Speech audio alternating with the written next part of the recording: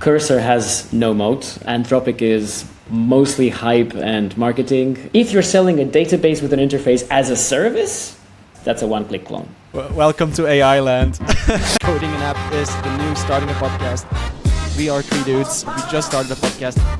It's incredibly reckless in this world to not learn AI. Everything is code. I recently realized everything is code.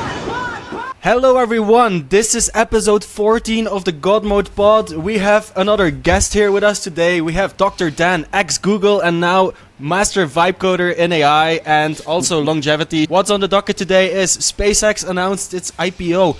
Also, OpenAI has been hinting about coming next. Then we have Anthropic hitting profitability, which is quite a big deal at such a valuation, and we have Meta and other big names doing some big layoffs again, going agentic. And then to finish off, we're going to talk about peptides and longevity, because Mr. Dan here, he is in a very interesting place in the world, and he said that everyone is on it. So yeah, I think he has most knowledge about that. But before we talk about that, let's have a quick introduction. Dan, can you tell us a bit more about where in the world are you right now, and what have you been doing? Because when I got to know you, you had the most interesting talk at a conference. What was it about? Was it AI is coming for your job? I think that was the main gist. And then I was trying to wrap it up nicely, wrap it in like chocolate coating and say, oh, but so many opportunities await you now that you don't need to hire anybody and you can have the AI startup. So we can talk about that as well. And now Meta is laying off and all the others are actually laying off people. AI has been coming for their jobs. Where in the world are you now? Right, so I think the best thing to do here, because this is visual, is to show you. I'm here in almost Singapore, because that, as I was pointing earlier, this is Singapore right here on the horizon. And I'm technically in Malaysia on an artificial island that is also a special economic zone and almost tax-free. And I'm at this thing called Network School, which is, if you guys have heard of Balaji, this is Balaji's attempt to turn his ideas from the network state into reality. This is, as he says it, we're 3D printing the internet. We are replicating the internet in real life. So this is what it is. It's a, I don't know what to call it really. Let's say it's a co-living plus, like a school-ish thing. Like there's lots of workshops and you learn a lot from everybody here. But mostly it's a bunch of tech nerds, entrepreneurs, longevity enthusiasts, basically all of things in my life, also lots of crypto. All of these things sort of intersect here. So it's kind of like my people. That's great. So, first thing on the docket is SpaceX officially filed for its IPO and the numbers came out. They are targeting the date June 12th, which is when we are actually going to be in Malta. So we might do a SpaceX IPO watch party. If any of the listeners are in Malta, then let us know in the comments and we'll send you an invite. But SpaceX is raising a 75 billion at a $1.75 trillion valuation, which is the largest IPO in history ever. I find this very interesting and I'm wondering where this is gonna go. Is this gonna go up? Is this gonna go down? Time will tell. But Dan, what do you think of the SpaceX IPO? You just behind the scenes said, I think this is gonna go down. What's your thoughts here? Right. And of course, nothing here is financial advice. Of course. Look, I cannot predict the degree to which markets will remain irrational. Right? It's obviously ridiculous. It's definitely not worth, a small fraction of that target price. And it's all based on hype. And the person who, as you know, I refer to as the South African, he is extremely good at hype. Like, he's a fucking master of hype. And so that's what he's selling. He sells hype. And that's what it is. Little but that. Okay. Interesting. Any more questions? No, I'm excited to hear Ben's opinion on this one.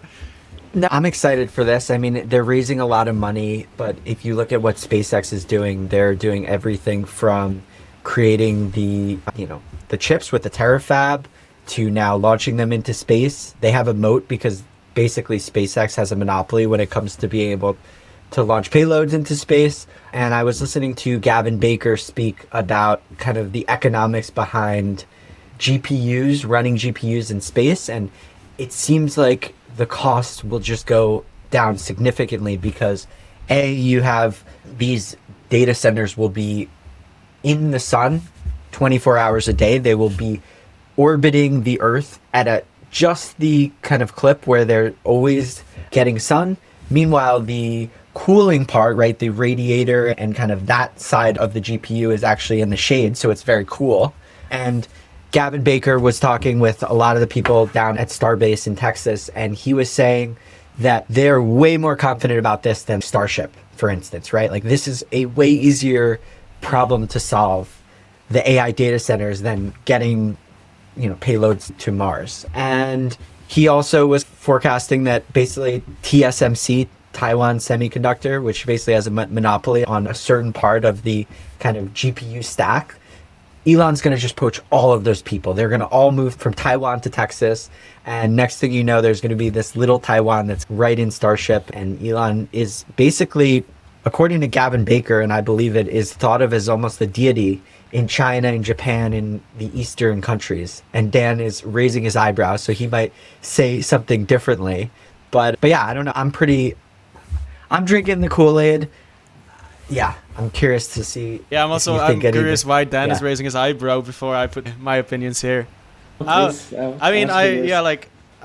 kind of agree with Ben. Like we've been saying over the last few episodes, it's how SpaceX and XAI merged into this. Like it's not just the space side, but they're combining everything that's currently relevant in the AI race, and they have the GPUs. They're going to send data centers into space. The Starship is only a small piece of the bigger picture. Like with their acquisition of Cursor now, they might suddenly be relevant in the coding wars as well. But if you see, we're going to discuss this next, is the Cursor harness, for example. Then the Anthropic deal, providing compute to Anthropic, where that's the fastest growing company ever in history, which also potentially is going to IPO, and it's listed here on the same tweet that we just brought up. So it feels like Elon has been manufacturing this story, and you're mentioning hype, which is correct, but he managed to get the story of all the moving pieces that are currently relevant, talking about energy, talking about coding, talking about AI, talking about providing compute, and then talking about bringing humanity to another planet. All of these things are a nice story, and he's just creating stories on another level than any other entrepreneur, in my opinion. And that's, I think, also why this actually might be a successful IPO. 1.75 trillion. Well, if you think about it, 75 billion raise, that's about 75 billion float. If the excitement can get 75 billion of retail money in, that means the price will go up, right? And then they think irrationally. And yes, after, 2 months or so, there is a big unlock. And then the cliff ends, and then price will potentially go down. But price might first go to 3 trillion or 5 trillion. That's the bet I am willing to take or make. Anyway, that's what I'm thinking. Then here as well, OpenAI is targeting September and Anthropic is targeting end of year. I've heard rumors for November for Anthropic, and OpenAI actually maybe even sooner than September. Maybe another question here, might this be the top of the market? Is there enough money in the market to sustain such high valuations, or is this going to drain liquidity from all other stocks? That's what I'm maybe worried about. Yes, these valuations sound exciting, but what about our portfolios? The last thing here is that we don't know how much Anthropic and AI will be raising, but I think a lot of people probably could say that Anthropic could raise even way more than what they are already. I think they've raised to date something like $60 to $80 billion. So not a crazy amount. OpenAI's last raise alone was $100 billion. But I don't know, the valuation to me of 900 billion, I know I said SpaceX previously, I would invest in it, and they do have the biggest moat, and they don't necessarily have as much to show for. But to me, the combination of Anthropic and SpaceX, you're kind of hedging between real world AI adoption, which is Anthropic today, and SpaceX, which is this moat of future capacity. But we'll see. It could be hype. I definitely don't rule that out completely. On that note of raising, I heard an interesting fact yesterday in a podcast I was listening to where they're comparing OpenAI raising money and Anthropic raising money, where Sam really squeezes the last bits out of it and sets up financial structures and everything. You give me 20 billion now and you give me the other 60 billion later and this and that, and based off our IPO when it's happening and blah, blah, blah. And then you have Dario of Anthropic. He raises his money at maybe 70% of what actually is the value, but he rather has it closed within a week than setting up all these financial ways. And I think that's also why the Anthropic valuation might seem a bit lower than what we feel like it might be worth. Talking about the same topic here. SpaceX is reportedly planning to acquire Cursor 30 days after its IPO. This is another piece of the puzzle that kind of fits and brings like extra value to that IPO, I guess, right? Thinking about how Cursor has been at the forefront of decoding, AI coding. Like in the beginning, everyone was Cursor, then everyone moved to Claude Code, but now suddenly Cursor is the greatest place to code again. Yeah, this is...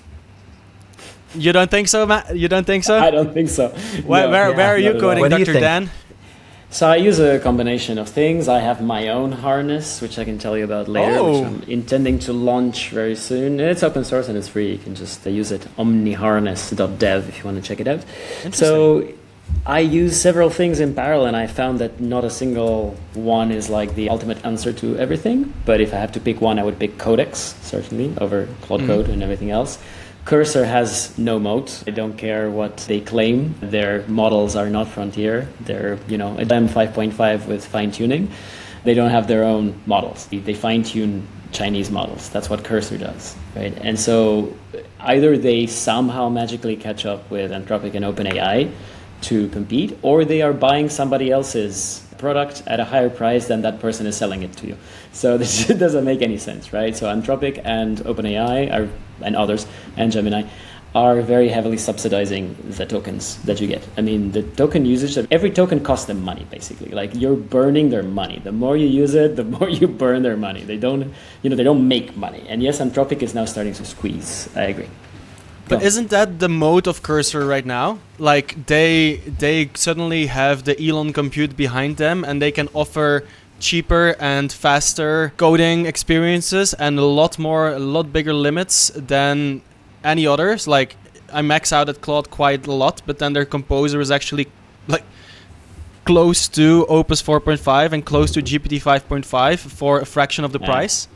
I disagree. Yes. All of these benchmarks are rubbish. Like, I've played with the Chinese models, this basically the same model these guys have fine-tuned, right? And it says, it's equivalent to Opus, whatever. And then you use it, and it's not. And it spends half an hour de-indenting a line in Python, right? One thing is the benchmark. Another thing is real-world usage. They're not the same, and they have diverged for a long time. Don't you think there's like a huge advantage in having all the user data over the years of how a user interacts with coding models? Agreed. So what do Cursor have? Yes, they have the user data. That's super valuable. 100% agree with you. And that's what they use to fine-tune their models. Good on them. And now they have this like SpaceX backing, yes or no, we'll see. I don't even know what the specials of the deal are. It says like 10 billion if we walk away. Yeah, 60 billion buy price. That's confirmed now, which is 3% of the valuation. Let's see. Well, maybe that's true. I'm very skeptical. Elon is not famous for, fair dealing and doing what he says he will do. So we'll see. I guess we'll see soon because of the IPO. So anyway, that's Cursor. So yes, they have some data and they have some mind share.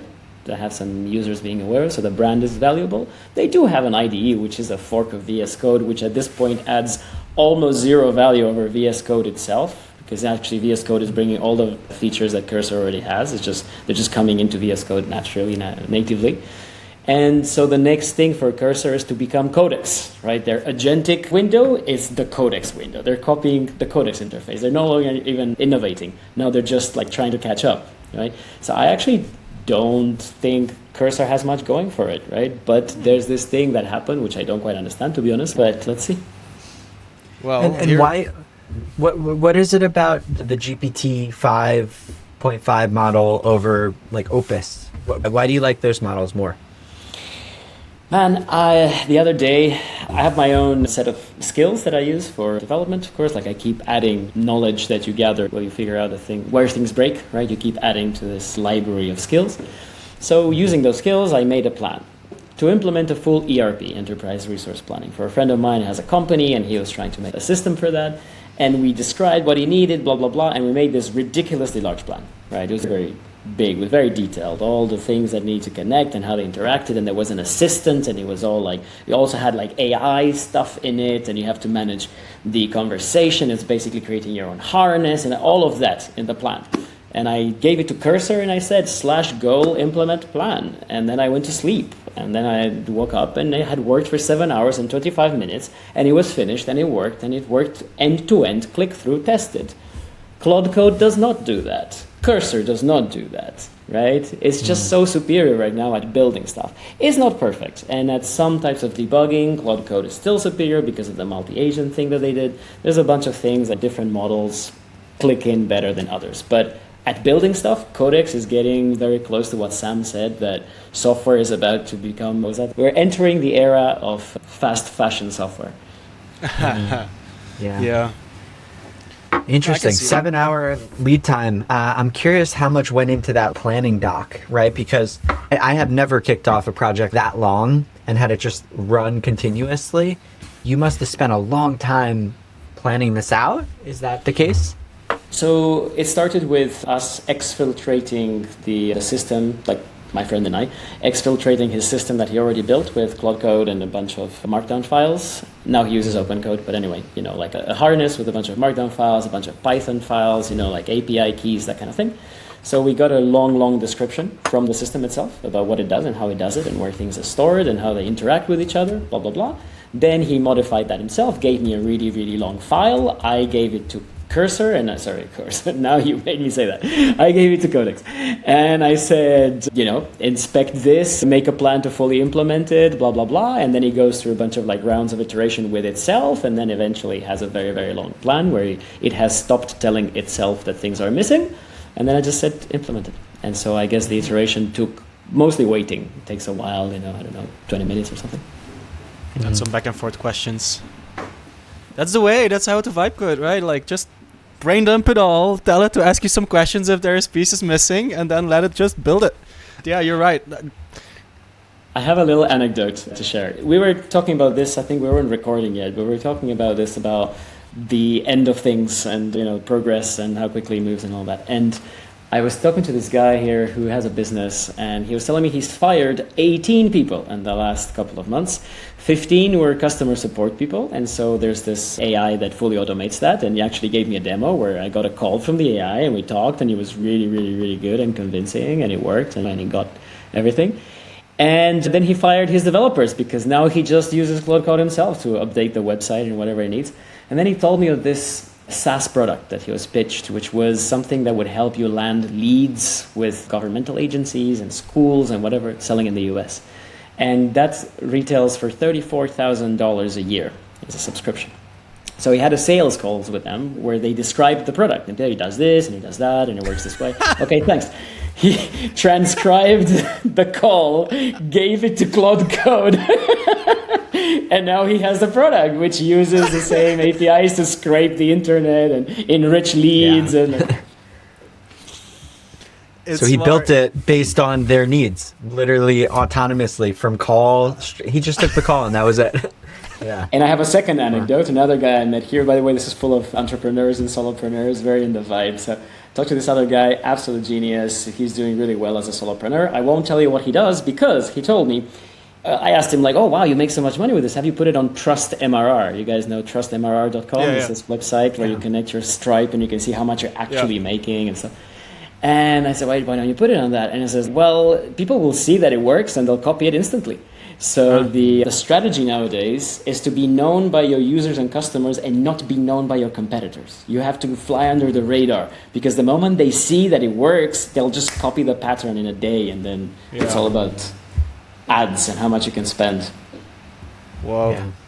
There was this video, Ben, did you see this, of Theo making this video of Google is copying everyone's apps and they're spying on you, and they have a department of R&D people that are researching new apps that are actually successful and then they're building it themselves. Did you see this? He said, if I'm publishing this video, this might put my channel to risk, but I'm going to do it anyway. And he got blocked. He got shadow banned before when he called it out. Or his video got downgraded in the algorithm. For the next few weeks, he was downrated on YouTube. It was super interesting. I'll pin it in the comment section or down here. But it's super interesting to see that. Ben, what do you think of this? No, it's also relevant to, I think, another story, Rick, that we pinned for this week was OpenAI giving away $2 million in credits for every YC company. And why don't you pull that up? Yeah. I'll wait for you to. Tyler Bossman. So yeah, at first glance, $2 million in OpenAI credits for every single YC startup. I think right now there's about 200 in that batch. So figure he's giving away $400 million in OpenAI tokens. However, if you go down into the comments, you'll see like everyone's like, why are you doing this? You're going to give away, like the source code basically to your product, and then OpenAI will copy it, right? So similarly to how Google is doing this, where they're giving access, maybe that's the thing, right? Yeah, exactly. Here, Jason, fair warning, YC founders, if you take these tokens, there's a non-zero chance that OpenAI will study exactly what your startup is doing, copy your idea, and put your app into their free offering. This is a classic platform playbook. I think there needs to almost be this Apple equivalent of privacy first, coding tokens. Whether Anthropic jumps in, I don't think they will, even though they probably would be that person. Skeptical if you want. I'll tell you why I'm skeptical. Yeah. Let's hear it. Because hear it. You don't need to see the code. The code is worthless. I don't care about your code. If I want to copy your app, I just need to know what it does, what it looks like, who's using it, how you acquire those customers. That's what I need. I don't care about the code. I can imagine the code. I can vibe the code in an evening, right? So I don't think the code is valuable. I think this is nonsense. That guy is not known to be very smart. So I don't. I'm not surprised. Yeah. I'll push back on that, because the theory that I've heard with this is when you start in Composer or Claude Code or Codex, you start a chat and you say, build me this feature, right? It's a back and forth between the chat, the AI, and then you. And as you keep working down that, basically, that is like a conversation. Well, if you move both sides of the conversation to one, then you have the full context of that window of what happened. And then Codex and OpenAI can look at each chat history and see, oh, that feature actually got pushed to production and that feature actually made a difference. Let's reward the system there, right? So I think OpenAI and other companies, and actually I got this from Theo, because Theo suggested this as being what they're doing, is they're almost rewarding the models for finding chat histories where that feature actually made a difference. That feature actually brought on customers and users and was, now if you have access to the analytics, like Post-Hog was another one, right? And a lot of people are saying maybe Post-Hog code could be amazing, because if you have every single click point that happens, that's the holy grail for understanding whether or not this feature actually worked or not. You can understand every single movement that they made, and from there you can basically reward the model. Do they get to understand every single movement that's been made if they offer like 2 million in credits? Like, I think personally it's more like they offer 2 million in credits so that these AI first startups can offer free tokens and free credits to their users, and this way onboard more users, and this way differentiate themselves from other startups. Like you and I, we're building an AI first app. We don't have 2 million in tokens to give away to our users to onboard them. So we got to start thinking, okay, what's the token economy that we actually offer to our users? Well, now every YC startup can say, hey guys, we have a $50,000 marketing budget for the next 18 months that we can offer to our users for acquiring users for free, right? Because Sam sponsored us. And I think this is what's going to differentiate YC founders versus vibecoder startup founders. And then Sam has a hand in all of those startups now suddenly, right? Plus he has onboarded them onto OpenAI, where they won't go to Anthropic. So I think that's the double win here for Sam. It's not really looking into the code behind it. It's more, we onboard you onto OpenAI. You're going to use our tokens to acquire more users. Your app will be successful. Mm-hmm. And this way, if you've onboarded those users and the 2 million is spent, you're going to continue using our tokens anyway. So they're locked in for life. I think that's the playbook here. If they're doing this, I think there must be some sort of lock-in that happens on this token level. So ChatGPT and Claude currently have memory, but that memory doesn't really expand out to the API as far as I'm concerned. I would wager to say in like the next 6 to 9 months, memory is going to start kind of transpiring throughout these APIs, right? Where then you're locked in, then you're part of that system, that ecosystem. Because without that, they're just burning money, right? Like you're going to flip off the switch for a few months until your credits run out, and then you'll move somewhere else. But So- it's a valid, yeah. How about local memory? Dan's building his own harness. I have a memory folder in mine. I'm using Claude Code and I'm using Codex, and I'm keeping track of whatever has been discussed in my memory folder. So like, how will they be able to do that? I don't think there's a chance to turn off memory somehow. People are smarter than that, no? Yeah, I mean, Dan, you might be able to help me understand like how memory and prompt caching and all this stuff works, but it sounds like it's a pretty difficult thing to do. And for the average YC batch startup, are they going to try to deal with all the complexities of memory within there, or are they going to offload that to OpenAI? I'm not aware of, I mean, it's fascinating what you say, that they could offer a sort of managed memory solution. That would be fantastic, actually. That would be really helpful, really useful. I would be down to do that, which is, again, as you said, the thing that would lock you into their ecosystem, right? That would be super high value if they offered that. I just think that we don't have the tech. Like, nobody's really figured out how to do that memory in a way that is, it scales, right? So I think it's mostly just not possible right now.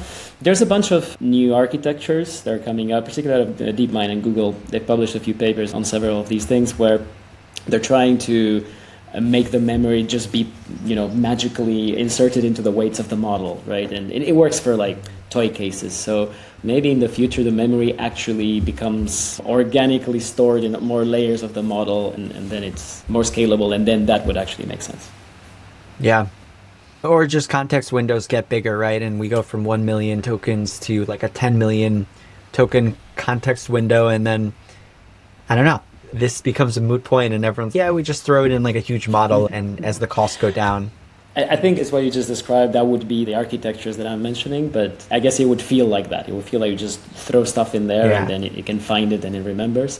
But ideally, you wouldn't, because I don't know if you're familiar with how it works right now, but except if you're using the responses API, which is, yes, OpenAI's attempt to lock you into their ecosystem, where you start a conversation, you send stuff, and then it just remembers, and you only have to send the new turn. Every other API, you have to send everything from the beginning, your whole conversation, from the very first token until the most recent token. Every time you ask for another turn, you have to send the whole thing and then wait for the response to come back, right? Well, that would not be very practical if you want to send 10 trillion tokens for it to remember. Yeah. Interesting.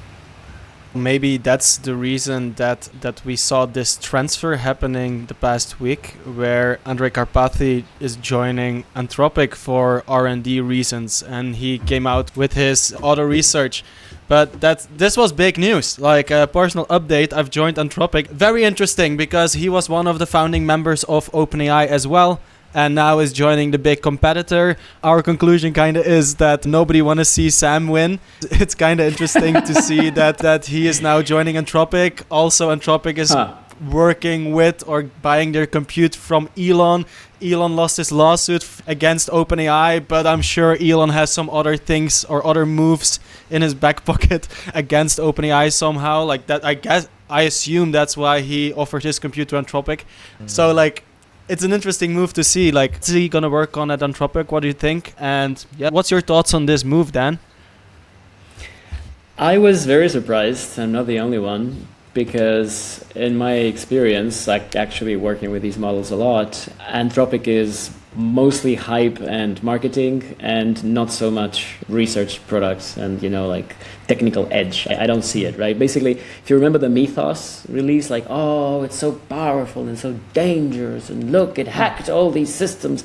And then like 2 weeks later, somebody replicated the exact thing that Mythos did with GPT 5.5. That's already in your ChatGPT. Like, you could get the exact results. So they're very good at hype. They're very good at marketing. And this whole space, as we know, is very, very strongly multiplied by that. So that was my perception, right? That they're actually full of air and that the OpenAI are more solid. And so when Karpathy joined them, I was like, Now, this is probably the most bullish case for Anthropic that I would have, is that Karpathy joined them. So he must know something I don't, or just the fact that he's on board already makes them so much more likely to succeed. So if it's all hype and marketing, then how come that they've been onboarding basically all developers these days? And that, what was it, 2 months ago, 90% of the GitHub commits were all written by Claude Code. So two things. One, Claude Code forcibly adds itself as a collaborator on your commits even when you tell it not to. So that is one. Two, whereas Codex does not. Right. Number two is really good marketing. That's it. Like, it's not bad. I'm not saying it's bad, but it's not better than Codex. In fact, Codex is better overall. Claude Code is still better at debugging some things, blah, blah, blah, blah, blah. Yes, but it's like, at least they're on par. At the very least, we can say they're in the same class. Yeah. There's no meaningful, advantage of one over the other. But if you look at how much you're paying and what you're getting for it, I'm getting 7 times or 8 times the value from Codex that 100%. I'm getting from Claude Code. Because I just get more for the same price. I like Codex, actually. I do like Codex. I actually love it. But if I have to choose, and I'm downgraded my Claude plan, if I have to choose now where I'm going to go, it's probably going to be Cursor over Codex. I'm already in Codex, and I rather combine both than just going to the Codex one. Well, yeah, for like diversity, I guess, or for getting more bang for your buck. Dan, maybe this, like, on this topic, do you always want to use the frontier models? Because many tasks I do, I don't need the frontier models. What do you think of that?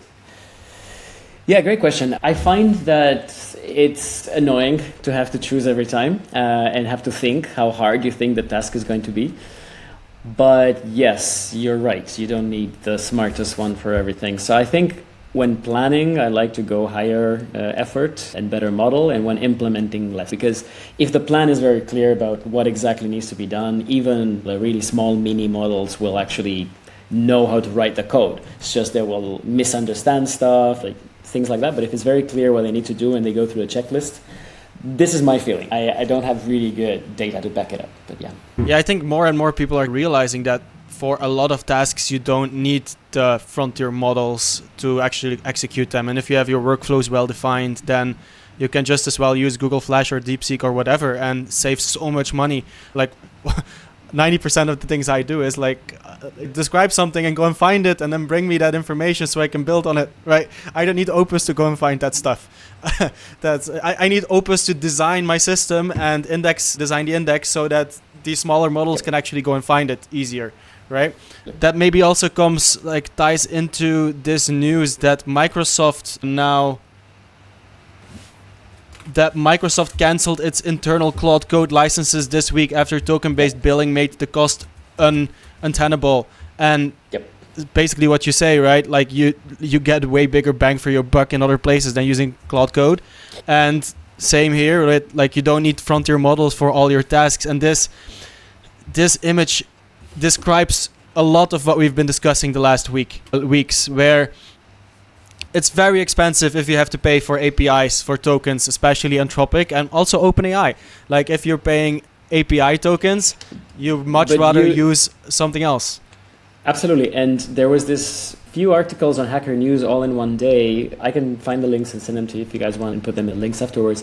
But basically, they actually make a fantastically compelling case that the reason API is expensive and subscription is cheaper, so much cheaper, is just the subscription is so subsidized. Basically, they lose money on subscriptions, right? Yeah. And they do that to gain market share. It's what's the word? It's loss leader, right? That's the loss leader is a subscription. And their API pricing is actually priced in a way that they have margins, right?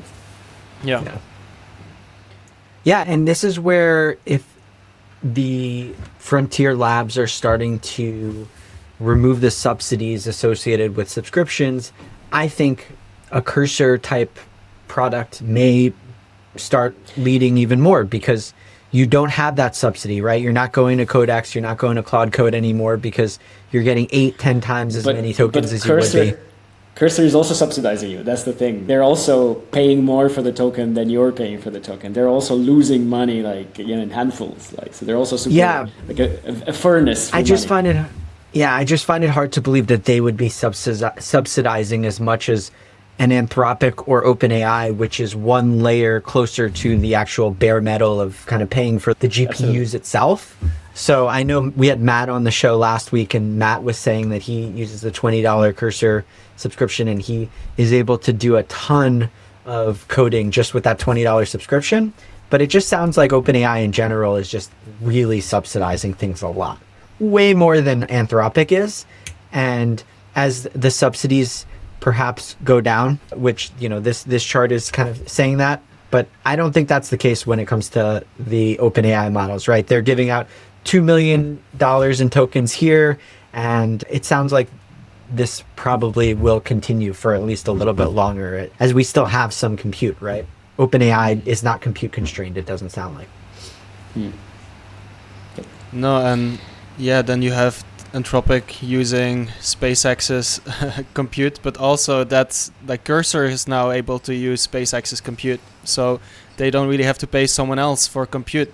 So I think that's the benefit of Cursor in a sense. Like they have their own compute somehow, or like especially if they're part of SpaceX AI soon, then they have their own terafab that they can tap into. It's no different. Like basically everybody's burning money. So they're burning SpaceX's money as opposed to burning, you know, like Microsoft money or whatever. But everybody's burning money. Ultimately, the economics of it right now don't work out. And everything is based on a perception that this will look like that graph and will just keep shooting up vertically. And then eventually one day everybody will be paying more for it than it costs to provide it, right? Like everything else, right? I mean, that's not novel. That's how you build a scalable business, right? But maybe in the meantime, the local models become so good. Maybe in the meantime, the Chinese just take the market. Who knows? We'll see. I saw this tweet yesterday as well with the Cursor is at a 3 billion run rate. Cursor hits 3 billion annual sales rate ahead of SpaceX deal. Like that's quite high. They don't tell you. Yeah, they don't tell you how much they spent. Though. They don't tell true. you that those 3 billion cost them 6 billion. Yeah, that's probably the reality. Yeah.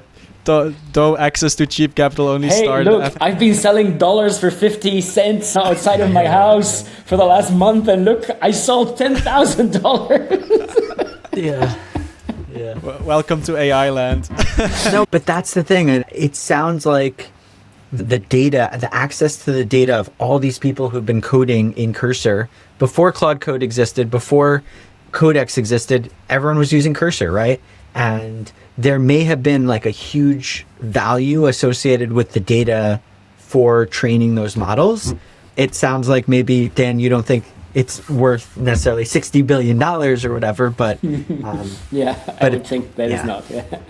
Yeah, here's how they wrote it. Elon diversified his risk, and now he has two paths to success. Cursor, which would have lost to Claude on its own, now has the compute to scale up Composer thanks to SpaceX. Or Grok Build, which is 12 months behind the competition, now has Cursor data to improve its model.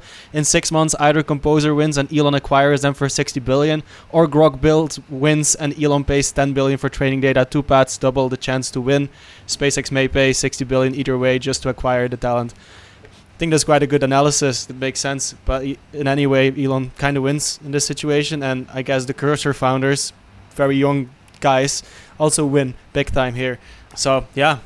Anyway, we talked a lot about Cursor. We talked a lot about OpenAI, about Elon. We had OpenAI. Let's see what's next on the docket. We have the layoffs. Meta announcing layoffs to go AI first, more agentic, even more agentic. And it was done in a bit of a sad way, where people were told to go work from home, and then at 4 a.m. they get an email that they're fired. No. Oh, that's just evil. That's quite sad indeed. But I'm wondering, and like, it's sad to be fired, but will you be hired again? If you, right? No. Like in these times, who is hiring? No. Right? What's the path for those people that get fired? They have to start something themselves. I feel like. Is the path for anyone to become an entrepreneur and start building your own tools? And like you mentioned before, Sam Altman's quote of software, like fast apps, fast software, fast fashion. Like, what's the value of fast fashion here? What are we thinking? So I've been thinking about this a lot. So I can just for 3 years now, huh? For at least 3 years now, yeah. And I'll tell you my latest thoughts, right? I mean, I started, more than 2 years ago telling this story that, AI is coming for your job, and everybody's like, no, it will never be as good as me as whatever it is that you were doing. And now everybody is not disputing that anymore. In fact, we're straight in panic mode, right? So, okay, what's happening now? Now, the thing is, it's not just individual jobs. It's a whole model of a whole industry, basically, is about to be destroyed, and that's SaaS. Right, particularly B2B SaaS, because I think end users might still just tap the button and buy. But when you're a business and you're thinking like strategically, should I pay money for this or should I invest in that and then I have the money afterwards, right? I want to think that businesses think with a cooler head than individuals, right? And I was telling you earlier, right? I know all these guys firing people here and cloning everything, and that's literally every single story I hear. I don't hear a different story. I hear we're using there's all these like B2B things for ERP or the HR, basically glorified database. So database with an interface. If you're selling a database with an interface as a service, that's a one-click clone, basically. And people are just doing it themselves, but eventually you'll probably just bring somebody in-house to clone every app for you and maintain them, right? So I do believe that every company will become a software company. Every single one, mom and pop stores included, right? Because the same way that you manage physical paper, or like you have to keep your data somewhere, you have to keep track of all this stuff, and now you use Microsoft stuff or whatever, at some point you'll just make your own that fits your use case better. So I think that's happening, but that's going to get rid of all these margins, right? We had this industry where you made it once and sold it to 1 million, right? And so you just had these ridiculous margins on everything you were doing, right? And I think that's going away. So yes, you will still sometimes buy something off the shelf. You might not want to build your own chair. You might want to go to IKEA, right? Yeah, for sure. I'm not saying that's going away, but it will be commoditized. It will be like any other chair. You know what I mean? You won't pay, a premium for it. So what is left?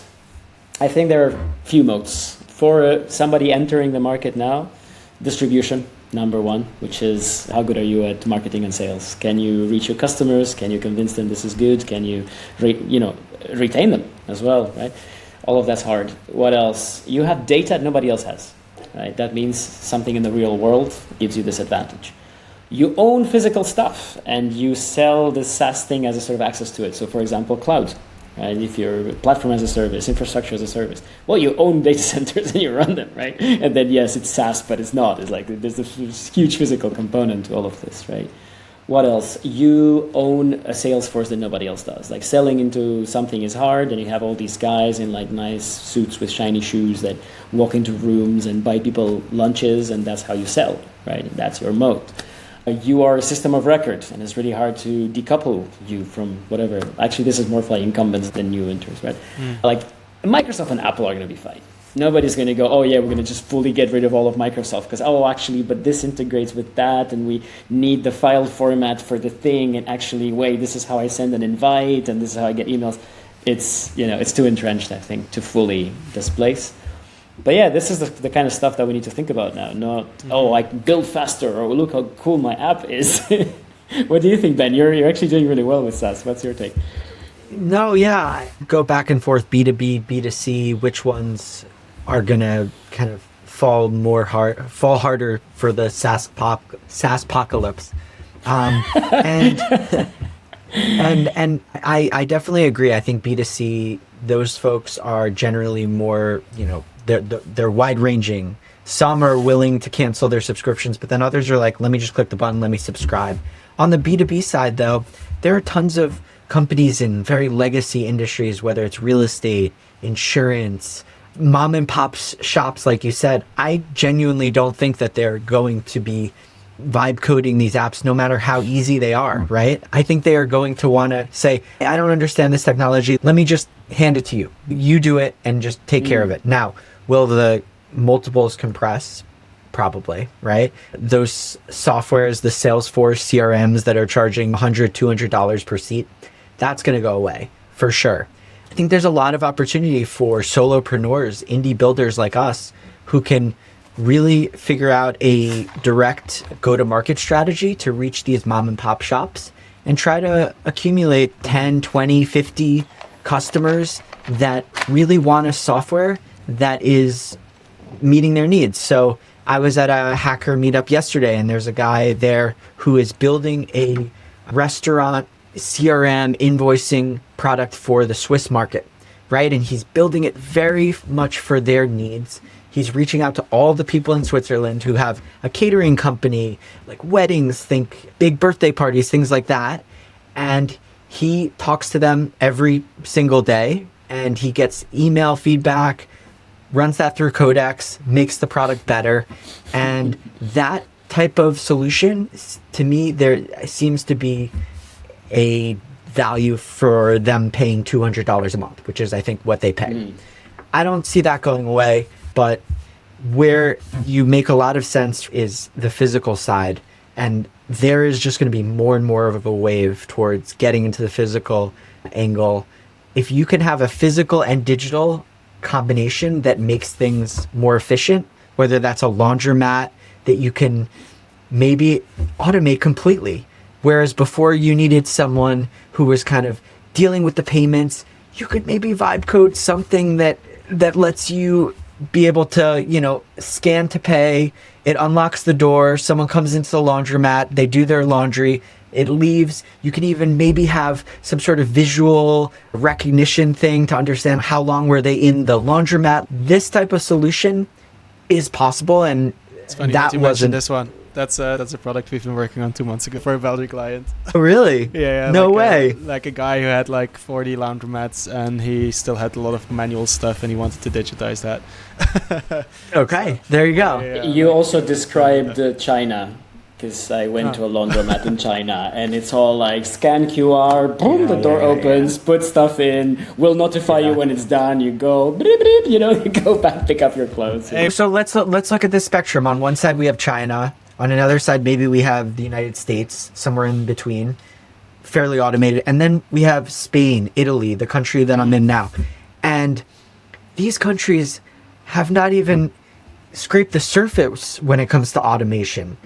Yeah. When will that happen, right? They're living 10 years, 15 years behind US, let alone, I don't know, China is 10, 15 years ahead of the US, right? So are all of these different tech implementations going to be compressed together, or is the ethos, the culture associated with a Spanish or Italian country, still going to live on with this mom and pop shop, and you'll be able to sell to them SaaS. You'll be able to sell SaaS to them. I think so too. It's the same like matcha. Matcha took over the world, but it was already big in Asia 15 or 10 years ago, and now suddenly in the Western world, everyone discovered matcha 3 years ago, or like it started growing, right? It's Asia's first. Dan just saw it himself in China, and I think everyone who maybe wants to disrupt something or wants to sell something in Europe, fly to China, go and see how they're doing it, and then go and offer it in Europe. Be that SaaS sales guy, and then all you gotta do is vibe code a SaaS for these small businesses and go and sell it and make their life easier, and you take a margin. You mentioned I'll drop another anecdote if you allow me. You know how we all have like side hustles and multiple projects, and everything is digital. Everything is somehow through a computer, and it's all bits and bytes. I was in China, and I was talking to very interesting people that I was very lucky to meet. And I speak to this university professor. She's just a lecturer at university, right? But she has 2 side hustles, right? 2 small companies, little thing, And I was wondering what it is that she does. And, we invented this new biological coating, kind of like lacquered stuff for Chinese traditional wood making. And we're profitable, and we have a factory with 40 people, and we export this. I'm like, this is your side hustle? You have a factory with 40 people? And it's like, yeah, and one of them just quit last month. I was like, ugh, I'll have to substitute her. But then I thought, hold on a minute. I paid for a VPN, I paid for ChatGPT Pro, and I coded what she was doing, and I automated her job with something. So all the digital stuff, automated, right? All the physical stuff as well, but sometimes that takes a year. But basically, in China, a side hustle is you have a factory with people building stuff. Right? It's completely different league. Like, it's just a different story. I really gotta visit. Yeah. Why don't you tell us a little bit? So Dan, you went on a tour of Shenzhen, right? What was that like? It was like a week-long tour. Yeah. So yes, this is a little plug for my friend who runs the tour. It was fantastic. I really enjoyed it. And we visited a lot of things to get an impression of the place. It's all fully guided, so that felt great because I didn't know where to go or how to do things. I guess, some people are more entrepreneurial, I guess, and they will email people and find somehow to visit places or whatever. But I guess as a group is also easier, right? So anyway, we went to a factory that makes factories. That was so meta. There's this company you've never heard of that actually sells factories to BYD and CATL, right? And they had these displays, little models with little automation. You had these little robots moving around, right? To show you what the factory would look like, right? To understand the floor plan and the different stations. And here's a laser cutter and here's a CNC machine. And there's this arm that takes it from this belt and puts it on this other belt, right? And it's this one makes solar panels and this one makes batteries. So these guys were making the machine that makes the machine. And the best thing is they have this robotic arm technology that's top in the world that of course you've never heard of. And the reason is they don't sell with their own brand. They manufacture for every other guy you've heard of. If you see something with some brand on it that you recognize, like Kuka or whatever, these guys made it. We actually walked through their research lab. It was really funny because they had all these arms moving and trying to pick up stuff. And there was a guy in a white gown with what's the word? Like a clipboard, right? Mm. So it's almost like a joke, right? But it was a guy in a lab coat with a clipboard taking notes of whether the robot was where the robots are going, picking stuff up correctly or not. It was almost like a movie. And all of those had logos on them, and they said, don't take photos of these. It's not allowed, not because we mind, but these are our customers who don't want anybody to know that we make their stuff, because if they knew that we make their stuff, they would come to buy from us instead. Oh yeah.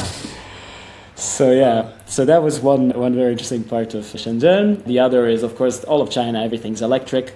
So you know how in the West we're still discussing the transition to electric cars, and it's still pushback and delays, and Europe, delaying it until whatever, 2100, whatever, because Volkswagen and who else, right? In China, it's just done. It's already happened. That's it. Everything's electric. Which is also annoying because they have all these mopeds that are electric. There's not a single motorbike in China that isn't electric.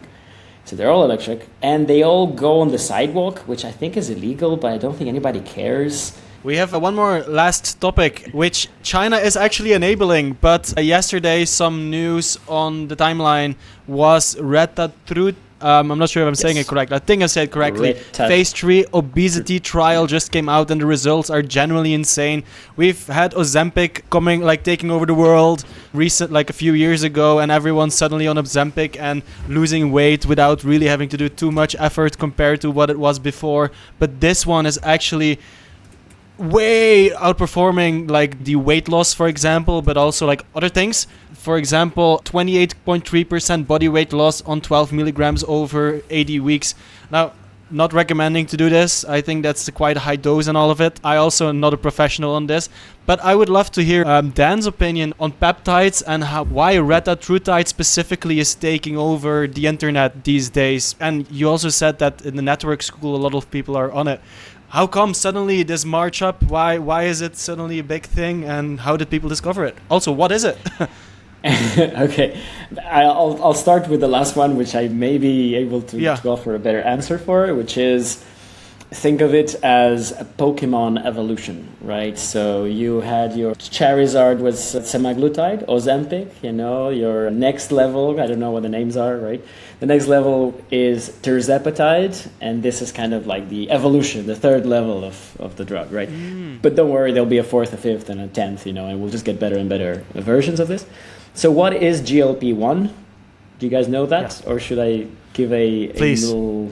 Enlighten us. So there is a peptide. What's a peptide? It's a small molecule that works as a messenger in your body. It goes everywhere, and it triggers lots of little things in different tissues, right? So it's a messenger molecule. It's like shouting, "Oi! We've had enough to eat." That's mostly what it shouts to your body. And it mostly goes to your brain, and it makes you not hungry because of it. It also goes around your guts, and it reduces gut motility, your guts empty slower. It does a lot of stuff. It moderates insulin sensitivity, it moderates glucose uptake, so many things around your body. Turns out all of them are very positive. Turns out if you do this thing, which is take what nature uses as a messenger molecule and hack it and short circuit it so that it's running all the time, right? You're just running this messenger thing on hyperdrive, right? Because your GLP-1 naturally is produced in your gut, goes to your brain, goes everywhere, and says, okay, we've had enough to eat, stop eating. It's one of many mechanisms that tell you're full. There are others, some are mechanical from the stomach, some are ghrelin that gets suppressed, blah, blah, blah. This is what? This thing is meant to last, so the half-life of GLP-1 in your blood is half an hour. From already like liraglutide and all the previous versions, what they managed to do is to make this molecule so convoluted that the enzymes that normally chop it up take much longer to chop it up. So it lasts for longer in your blood, which means it keeps sending the signal, hey, I'm full, and it keeps doing whatever it's doing for longer, right? And with every generation, they just manage to make it last longer and be more and more powerful, right? So that the big unlock was Ozempic, where you had 1 injection a week as opposed to 2 injections daily, which was the previous one. Previous one, liraglutide, 2 injections daily and like half the effect. This one, double the effect once a week. Boom, finally unlocks mass market, right? People, you can actually trust people to take it, right? And it won't be this annoying thing of injecting all the time, looking like a junkie, right? Of course, we're going to the next level of that soon with the pills. We're just going to get it as a pill. Getting as a pill is really hard because, as you can imagine, your body wouldn't be particularly interested in ingesting something from the environment that sends messages inside the body to regulate stuff. That would be really dumb, wouldn't it? That you short circuit things in your body. It should be completely separate. What you ingest from what is generated inside the body, which means our digestive tract is extremely good at destroying all peptides, at just chopping up everything that looks like any messaging molecule that we would use anywhere, right? Exceptions, caffeine, blah, blah, blah, that like are easily cross the membrane, but I guess we don't have any similarity with, we don't have caffeine in our blood. So it's not an easy thing to recognize. It just happens to have that effect and it crosses, blah, blah, blah. So how do you make it cross the barrier of the stomach? They've come up with these super complex methods, like going through cells, fooling the system to thinking something else, coating it in something else so it doesn't get attacked, all kinds of tricks. So that will come next. There are already 2 pills. I'm not sure if both approved or about to be approved. One's Lilly, one's Novo Nordisk, one's, both are semaglutide, but in different formulations. They came up with different ways of evading the digestive tract to be ingested. So very likely after this, we'll get Retatrutide as a pill. That will also happen, right? Now, of course, bioavailability from oral ingestion is much lower than ingested in your blood directly, right? There's no surprise. But if it works well enough, and it's well tolerated, imagine the unlock of I take a pill in the morning, I take 50 other pills, versus I have to keep this thing refrigerated. And I have to be very careful it doesn't get contaminated because I'm injecting stuff in me, and you can get an infection, right? You can get sepsis if you're not careful what you're injecting in you, right? So what's Retatrutide? So generation 1, let's say, although it's already generation 20 or something, but let's call it that, semaglutide. It just acts as an agonist of GLP-1, this thing. So it clicks in the same, it's a key that opens the same locks as GLP-1, but it's a much bigger and more distinct molecule that, again, it takes too long to chop up, so it lives in your blood for longer. So it fools your system into thinking it's actually clicking that, but it's actually, it's on purpose faking it. Then tirzepatide, generation 2, brings an extra agonist. So it's the same molecule that has 2 different keys that fit 2 different locks. So one is GLP-1 and the other one is GIP, gastrointestinal peptide. This one also has very similar effects, along similar pathways, but if you have both, then you get a multiplication of the effects. And then retatrutide adds a 3rd one, which is glucagon. So glucagon-like peptide 1, GLP-1, is one thing. Glucagon is the peptide that GLP-1 is like. So it's in the same family of messaging molecules. I'm not biomedical research, so I can't really explain to you exactly all the locks that these keys open, but that's the general gist. It's all words that I've never heard of before in my life, to be honest. And GLP and all of these things, only the last year I've been hearing it mentioned, but now the last week it's really been popping up in my life. And then 2 nights ago we had the discussion with a guy who actually has been selling this, and we were talking about China. So how is it possible that people can actually order this from China for quite a cheap price, but then if they want to have this in a regulated way, somehow like they gotta pay 10 to 40 times more. If you think about the price of Ozempic, like maybe that's like people paying $400 a month for it, while if you order it from China, it costs you like $10-20. How is this possible, and why is there such a big gap? Okay, so obviously the first gap is they're monetizing. It's just like Anthropic with their tokens, right? They charge you more through the API than via subscription, right? So the API has ridiculous margins, whereas the subscription has no margins, and in fact they're losing money. So, pharma trying to get their money back. Taking a drug to market from early research to approved, the average price nowadays is $2.3 billion last I checked, and it takes a median of 15 years since you start until it hits the market.